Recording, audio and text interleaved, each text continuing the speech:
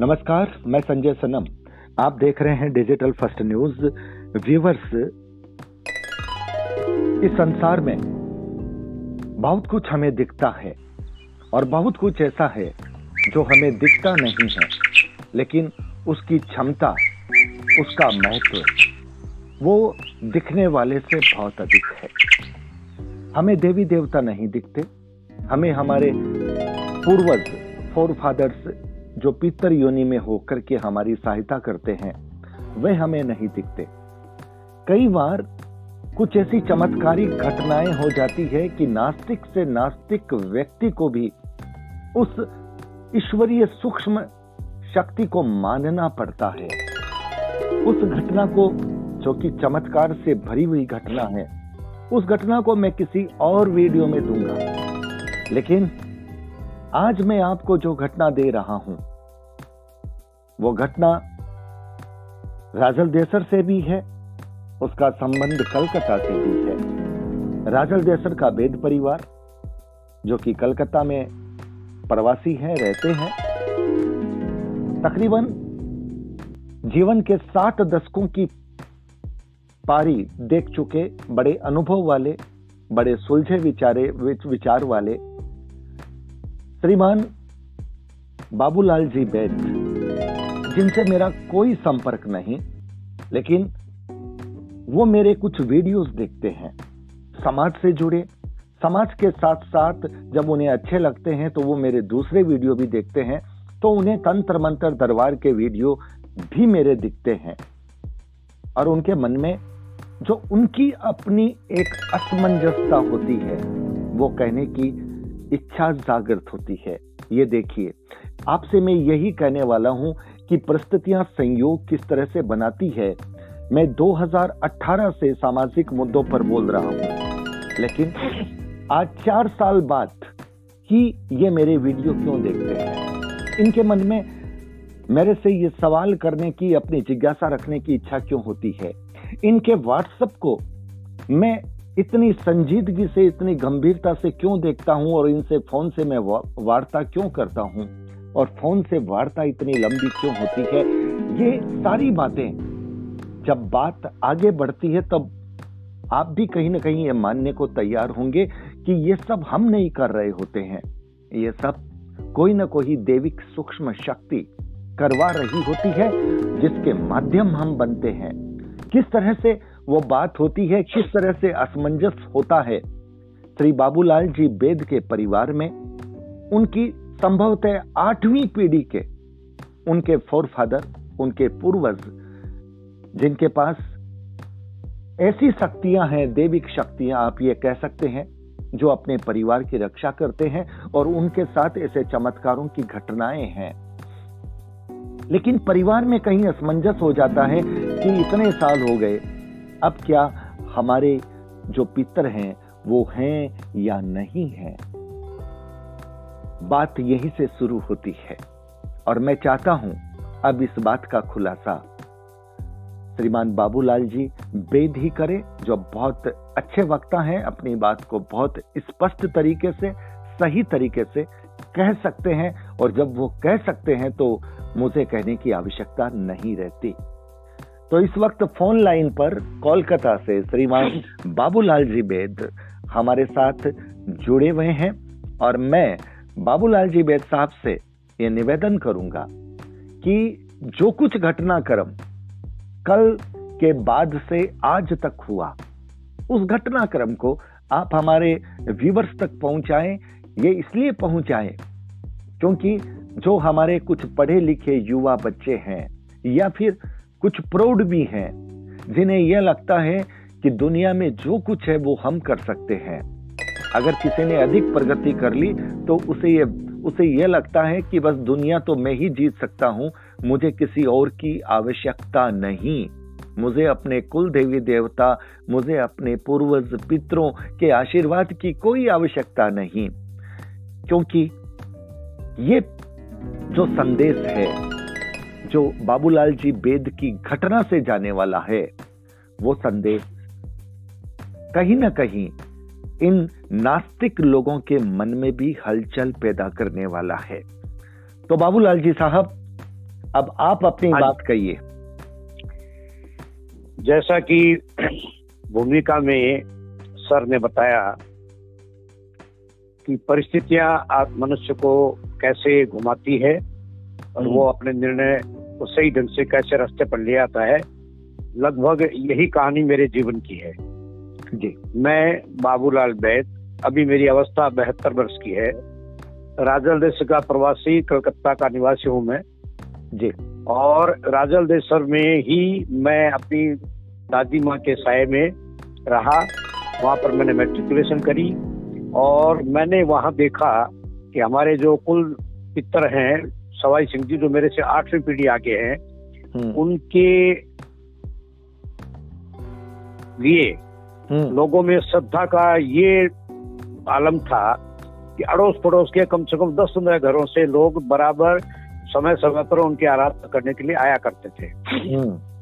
और हम उस समय तक उनको पहचान नहीं पाया। मैं व्यक्तिगत तौर पर मैं अपना बता रहा हूँ, मैं उनको पहचान नहीं पाया। कोई भी आता, प्रसाद चढ़ाता तो एक बाल स्वभाव के हिसाब से हम लोग दौड़े दौड़े जाते और प्रसाद खा करके आ जाते जी। बस इतना सा ताता उस समय तक था। लेकिन ये तय है कि उस समय अड़ोस पड़ोस के 10-15 घरों से लोग उनको मानने के लिए आया करते थे। और दादी माँ के मुंह से हमारा ये सुना गया, हम लोग बच्चों को बताया गया कि सवाई सिंह जी का ससुराल था बिदासर जी। वो एक बार अपनी ऊंट की सवारी में सज धज के अपने ससुराल मिलने के लिए गए। उस जमाने में सवारियां ऐसी होती थी जी। तो वो मिलने गए, मिल करके अपने ससुराल से लौट रहे थे ऊंट के ऊपर ही।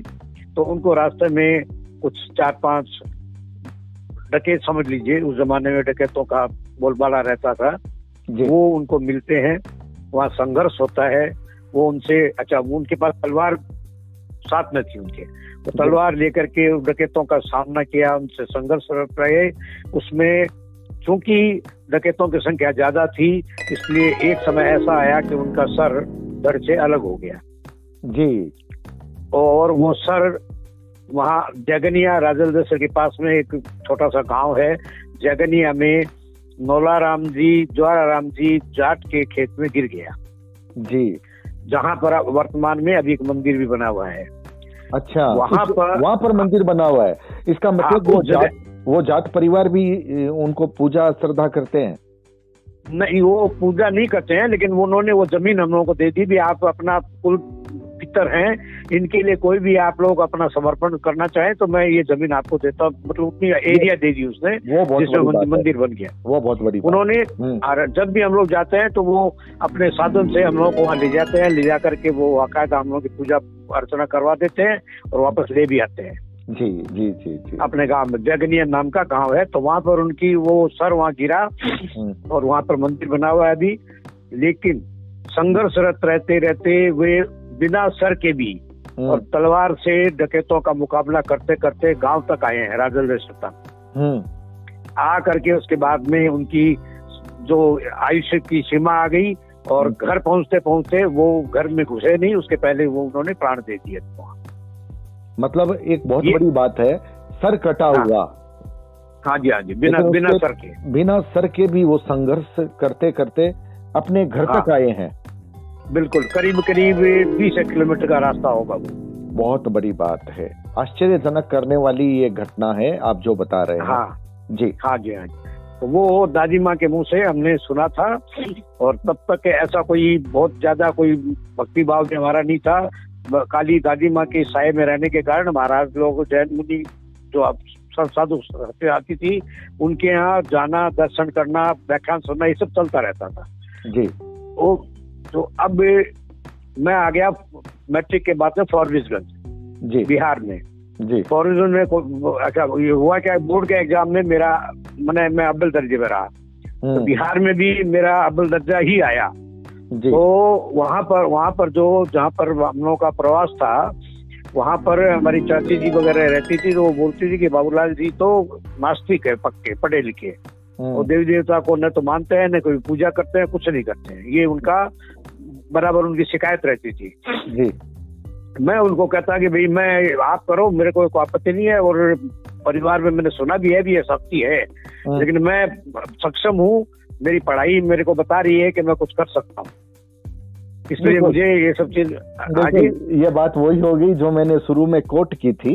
लेकिन बाबूलाल जी, अगर मैं आपकी इस घटना को आगे बढ़ाऊंगा तो चमत्कार की घटना क्या आप आज बताना चाहोगे या आप उस घटना को बताना चाहोगे? आपने ये घटना बताई और उस घटना को बताना चाहोगे, हालांकि आप उस शक्ति को मानते थे, सम्मान करते थे, लेकिन आप ये सोचते थे कि मैं किसी शक्ति के भरोसे नहीं हूं, क्योंकि आपके मन में यह भावना थी। लेकिन उसके बाद में आपके जीवन में एक बहुत बड़ी घटना घटी, चमत्कार वाली बात वो है, और उस बात को आप आज बताना चाहते हैं या फिर किसी वीडियो में और ले? मैं ये चाहता हूं कि अभी कल से आज तक आपकी जो एक असमंजस वाली बात थी आपके परिवार की, मैं चाहता हूं कि उस घटना को आज आप हमारे व्यूवर्स को बताएं, और चमत्कार वाली जो घटना है वो हम आपसे कल अलग वीडियो लेंगे, ताकि उस घटना को लोग अच्छे से सुन सकें, समझ सकें और मान सकें कि सूक्ष्म शक्तियां, जो देव शक्तियां होती है, वो व्यक्ति को जब मरने के लिए भी जाता है तो उसे जीवन कैसे प्रदान कर देती है, किस तरह से उसे वापसी जिंदगी में दे देती है। वो एक बहुत बड़ी घटना बाबूलाल जी बेद की है, और हम बहुत शीघ्र ही, हो सकता है कल ही, एक वीडियो इस पर देंगे।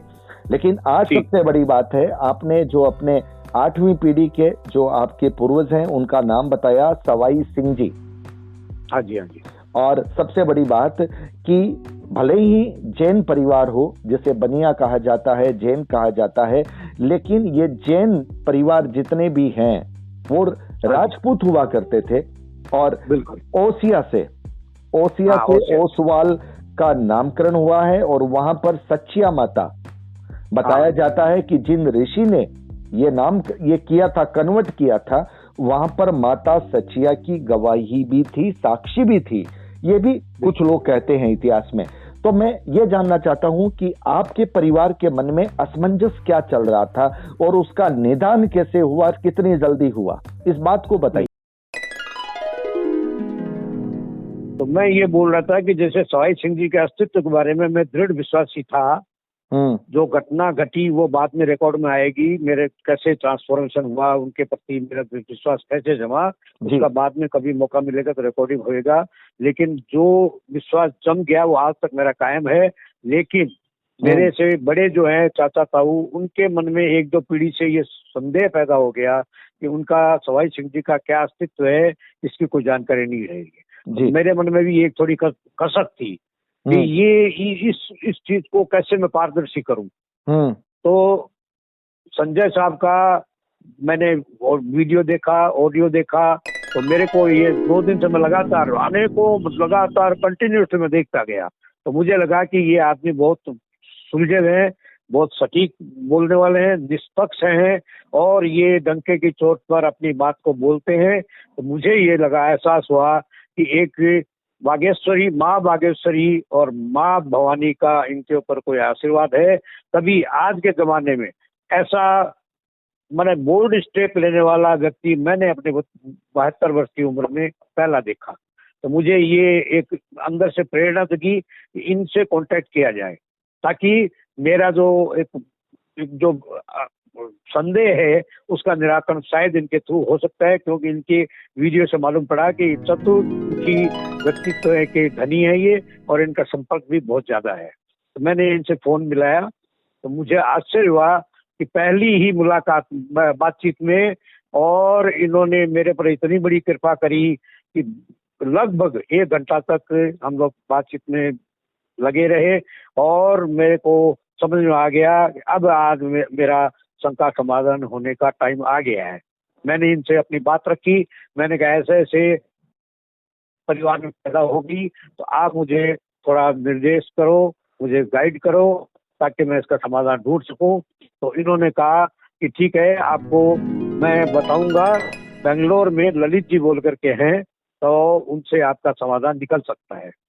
तो ललित जी से आज मेरा संपर्क हुआ।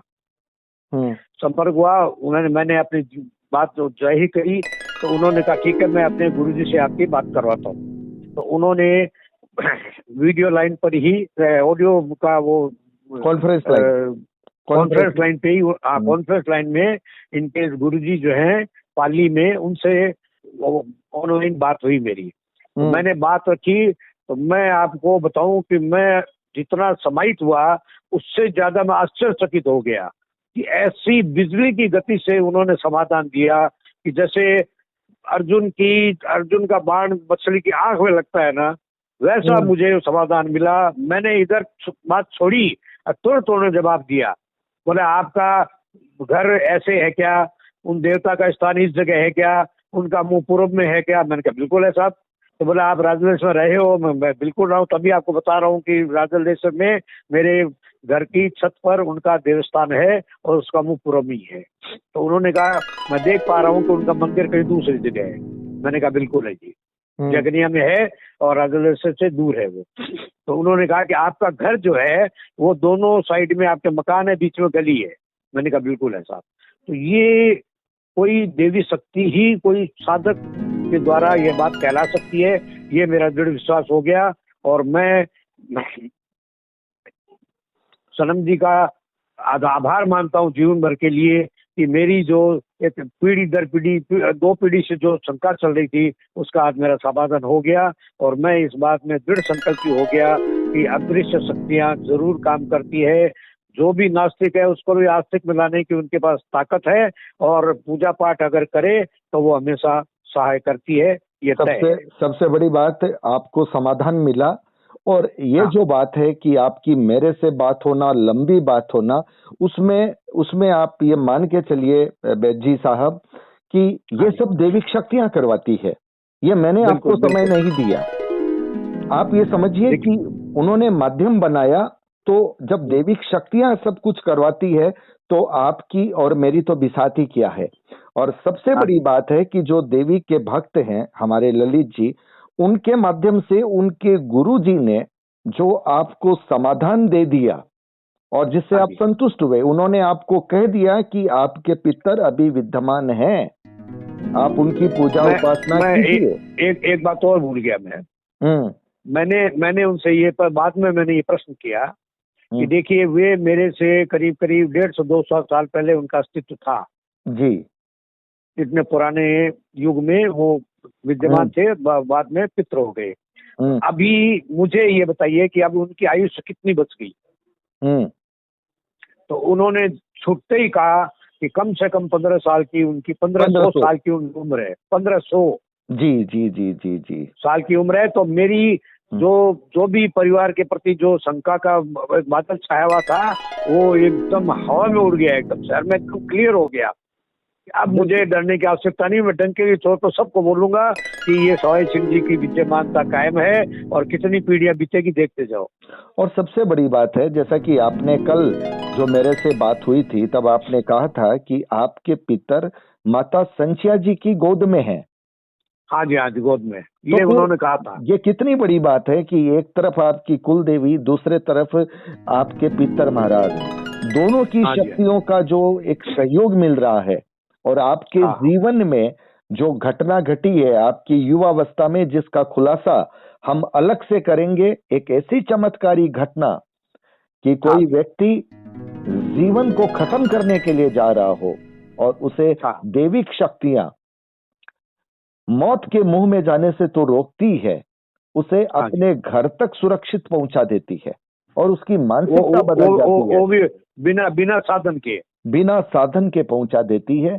कितनी बड़ी घटना है, कितना बड़ा चमत्कार है। मैं मानता हूं, मैं जानता हूं कि व्यूअर्स जब उस वीडियो को देखेंगे तो निश्चित रूप से वो आश्चर्यचकित हो जाएंगे, रोमांचित हो जाएंगे कि हमारे जो पितर देवता हैं, हमारे जो कुल देवता हैं, वो हमारे लिए कितना कुछ कर सकते हैं, कितनी बड़ी ताकत है, कितनी बड़ी शक्ति है। तो ये सबसे बड़ी बात है। इस वीडियो बनाने का सबसे बड़ा कारण है कि ये मैसेज जाना, और ये मैसेज सबसे इंपॉर्टेंट मैसेज है। हम लोग बाह्य मंडल को देखते हैं, हम लोग जो दिखता है सिर्फ उसे ही स्वीकार करते हैं। हम लोग ये नहीं जानते कि जो नहीं दिखता जिसे हमारी आंखें देख नहीं सकती, वहां पर जो शक्तियां हैं वो शक्तियां हमें संचालित करती है। बस ये मैसेज निश्चित रूप से उस वीडियो से जाएगा जिसमें बाबूलाल जी अपने जीवन की वो घटना बताएंगे जिसे सुनकर सुनने वाला थोड़ा भी ध्यान से समझने वाला इस बात को स्वीकार करने के लिए बाध्य हो जाएगा कि वास्तव में हम समझते हैं कि हम बहुत कुछ हैं, लेकिन सच्चाई ये है कि हम कुछ भी नहीं हैं। जो चलाता है वो सूक्ष्म जगत की ताकत है, देविक शक्तियां हैं, ऊपर वाला है। तो मैं बेद साहब आपकी एक असमंजस की स्थिति, कल दोपहर तक आपकी बात हो रही थी, आज सुबह आपको समाधान मिल गया। मैं तो कृतज्ञ हूं अपनी कुलदेवी का, और क्योंकि मैंने भी कल आपसे कहा था कि आप कुलदेवी के श्री चरणों में अपनी बात रख दीजिए, आपको समाधान मिल जाएगा। और बिल्कुल कुलदेवी ने बात सुन ली, और जो हमारे देवी भक्त हैं ललित जी, गुप्त नवरात्रा के अवसर पर भी उन्होंने ये आपकी तुरंत बात अपने गुरुजी से करवा दी। ये भी अद्भुत संयोग है, क्योंकि साधक इस वक्त किसी से बात नहीं करते, लेकिन ये जो घटनाएं हुई है, न तो मैं इसमें भागीदार हूं, न ललित जी भागीदार हैं, न गुरु जी भागीदार हैं। सब लोग कहीं न कहीं अपनी भूमिका का निर्वाह किए हैं, अपना माध्यम दैविक शक्तियों ने उनको बनाया है आपका असमंजस मिटाने के लिए। और ये एक बहुत अच्छी बात हुई है, और बहुत जल्दी कल ही हम कोशिश करते हैं कि बाबूलाल जी से उनके जीवन की वो घटना जिसमें जिंदगी जो मौत की तरफ जा रही थी, वो जिंदगी की तरफ लौट आई, और आज बाबूलाल जी हमसे बात कर रहे हैं। तो व्यूअर्स, वीडियो को लाइक कीजिएगा, शेयर कीजिएगा, चैनल पर अगर नए आए हैं तो सब्सक्राइब करना मत भूलिएगा, बेल बटन को दबा दीजिएगा। आप हमारे डिजिटल फर्स्ट न्यूज को ज्वाइन भी कर सकते हैं। बहुत बहुत आभार, नमस्कार।